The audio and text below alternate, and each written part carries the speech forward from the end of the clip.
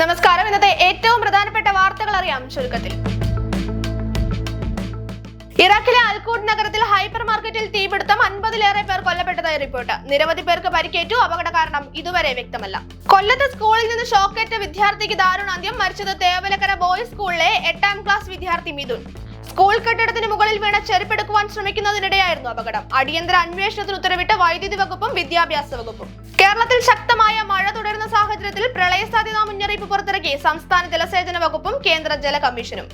അപകടകരമായ രീതിയിൽ ജലനിരപ്പ് ഉയരുന്നതിനെ തുടർന്ന് വിവിധ നദികളിൽ മഞ്ഞ, ഓറഞ്ച് അലർട്ടുകൾ പ്രഖ്യാപിച്ചു.